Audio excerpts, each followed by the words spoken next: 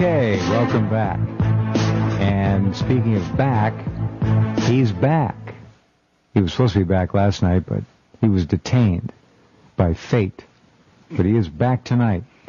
The man from Mars to present The View from Mars, Mr. James. What's your middle initial? F. James Frederick Mars. And as you know, I always try to tell the truth, so I'm going to tell the truth. I was asleep at the switch last night, literally. I worked hard all day. I was really tired, so I went in another room, thought I'd watch a little TV before your show, and I fell asleep. Slept through the whole thing. Now, that's what he told me was he fell asleep on his keyboard, and he woke up with the J, K, L, M, N, O, P keys firmly impressed in his right cheek. Now he was watching TV. Well, we won't push any further. No.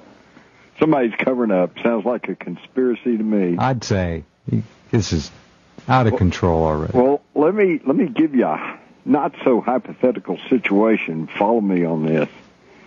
You're a news editor, okay, for New York Times or Washington Post or Associated Press, and you mean I'm a paid hack to do the bidding of the corporate greed-driven owners? No, let's act like you're a real editor. Oh, all right. Okay? Okay.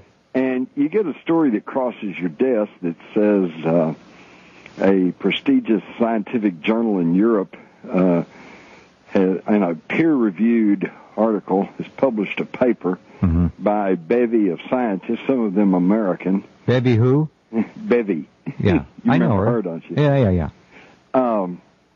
That says that they have definitively found traces of thermite, a element used in controlled demolition, in several different specimens of debris and dust from the World Trade Center.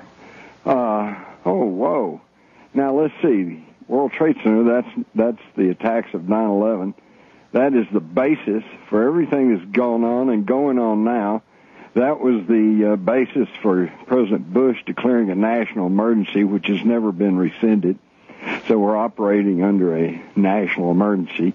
Started the war on terror. We're still fighting, not entirely successfully, in Iraq, Afghanistan. Our civil liberties have been mauled.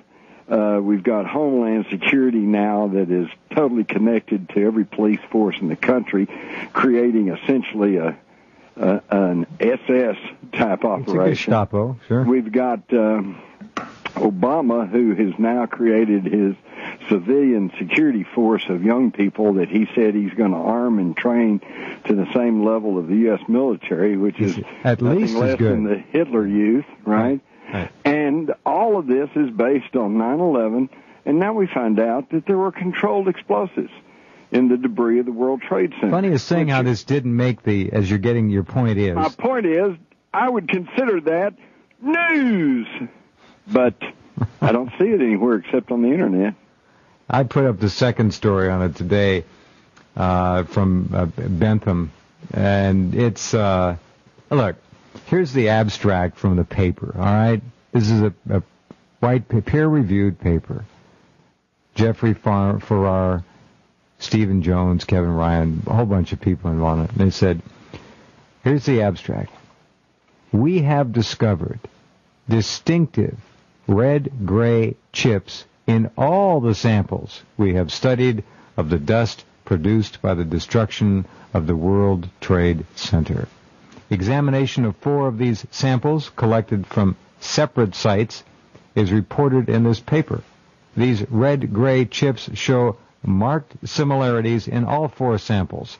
One sample was collected by a Manhattan resident about 10 minutes after the collapse of the second tower, 2 the next day, and a 4th about a week later for the 4 samples. The properties of these chips were analyzed using optical microscopy, scanning electron microscopy, X-ray, energy dispersive spectroscopy, that's XEDS, and differential scanning calorimetry. That's easy for you to say. I didn't say it. I just tried to spell it. Anyway, they used XEDS, DSC, and SEM. See, that's easier, but I tried to say it. Right. All right. Anyway, the red material contains grains approximately 100 nanometers across, which are largely iron oxide. Well, and he goes on to say, all right, look, the point is, we have absolute proof that thermite and thermitic material was found and is still findable in the debris of the World Trade Center towers. What does that tell you? Everything Jim said, predicated on a now ironclad piece of evidence that proves it was a lie. All of it. All these people dead. 1.5 million Iraqis. The destruction of a country. 1 to 2 million Afghanis slaughtered. How many Americans dead? How many lives ruined? How much money wasted? All predicated on a lie because Iraq had the world's second or third largest oil reserves, and a certain geopolitical influence in the world wanted Saddam Hussein taken down. And you know what? That wasn't the first lie, was it? No. Have we totally forgotten about weapons of mass destruction? Or that we were told that Saddam Hussein was within 6 weeks of building a nuclear bomb? All lies. Sound familiar, doesn't it? Yeah, it's just all lies. Iran, and yet, why is it that the so-called watchdog media just won't even cover it? You're a journalist. It must be particularly hard for you. I mean, you can go back and read Swinton's famous statement any time, folks, and I hope you do. But Jim's a journalist. I'm a journalist. And perhaps some of you listening are journalists out there as well. Real journalists. Not frauds, not fakes, not phonies, which is what we're dealing with now. And it really does kind of make all of us professionals and non-professionals alike sickened by these grotesque obfuscations of reality. These liars continue nonstop. Here they've been given what ought to be blazing red headlines coast to coast. Nothing. If that doesn't prove to any thinking person that there is no independent news media in this country anymore, I don't know what would. No, there wouldn't. That's it. You're right. That's the perfect point. If this doesn't lock it down, ladies and gentlemen, that you're in the hands of liars and propaganda agents, nothing will. Nothing. Disgusting. Very good point. Thanks for opening up on that. The stories are up at Rense.com. You can find them on the Internet. It's real important that you try to pass it around to those who still care. Most who still care have probably already seen it or are getting onto it just about now. Or already knew that to begin with. Well, Dr. Stephen Jones early on, years ago, tried to tell us that thermite was being used to blow down the World Trade Center. Quite frankly. And for his trouble, he was essentially let go by Brigham Young University. Right. And all we had to do, Jim, and you did it and many of you listening did, we watched the videos. We saw the explosions. We saw the liquid steel pouring out the side of the building before it collapsed. Thermite. That's what it does. Yep. Anyway, And by the way, all of that was in my 2006 book, The Terror Conspiracy, which has only seen limited circulation thanks to no publicity. It's not like this stuff wasn't known.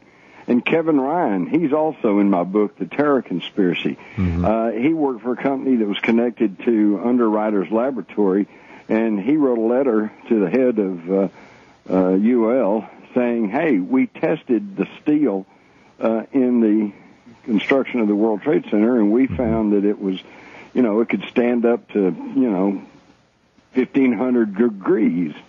I don't understand how that steel gave way. And for his trouble of pointing this out, he was fired.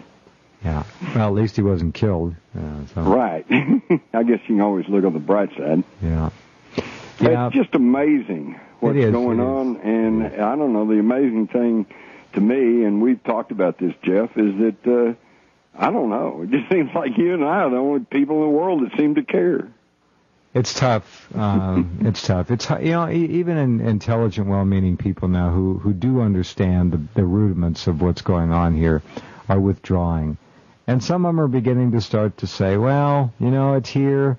The controllers are in control. It's going to be that way, and we're not going to